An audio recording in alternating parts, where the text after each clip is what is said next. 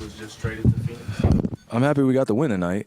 Could we start with our team first, and then could we start with questions with our team first, and then you guys can ask all the speculative questions that you want. Yeah, no, you good. Just start with our team first, please. You know, with me doing these type of videos, you would think that would be smart of me to not go to sleep on the hottest day of the NBA trade deadline, which is the last day. And of course I did. I watched Kyrie Irving made his debut for the Dallas Mavericks, impressive debut. And I was like, you know, I'm finna wake up tomorrow morning and work on video and whatever trades that happen, right? Nope. Kevin Durant, while I was asleep, was traded to the Phoenix Suns. Man, this is big. You know, I felt like he was going to get traded somewhere, but to the Phoenix Suns, that's a destination that he wanted to go to. So, I mean, he playing alongside with Chris Paul, Devin Booker, and DeAndre Ayton. Now, they did lose pieces. Cam Johnson, a good shooter. Mikal Bridges, you know, a two-way player, 3-and-D player. They was trying their hardest to keep him away from this trade deal, but it wasn't going to happen. Then they also got rid of Jay Crowder. Now, Jay Crowder sat out for the majority of, well, he sat out for all this season so far because, you know, personal reasons with the Phoenix Suns. But he was a good, valuable piece when they did make it to the NBA Finals. So he's going to still be a good player for the Nets. And they had 4 unprotected first-round picks.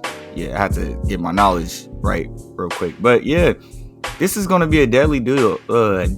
One fucking take. This is going to be a deadly duo. I mean, you see how Devin Booker scores the ball. He already got a 70-point game under his belt. And then Kevin Durant. Well, what more can I say about Kevin Durant?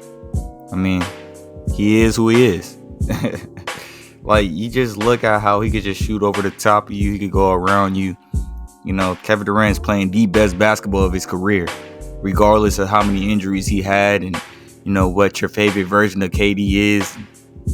Man, this is just going to be amazing. You know, unfortunately, his situation in Brooklyn was, you know, unfortunate, but him and Kyrie did the best they could to keep the team afloat. I mean, if you look at the spot that they're in, right, the Brooklyn Nets, the seeding, they're at a very good spot. They're not like a 6 seed, a 7 seed. They're at a very good spot, you know, top 4 in the East. You know, given all the attention and, you know, distractions that was going away from the game of basketball, KD and Kyrie Irving, they was hooping respectively. And, you know, they leave to new teams in the West. And, man, the West, it's going to be fun, man, for real. Well, it's not the first time we'll be in competition as brothers. You know, I'm just praying for his happiness and praying for his well-being.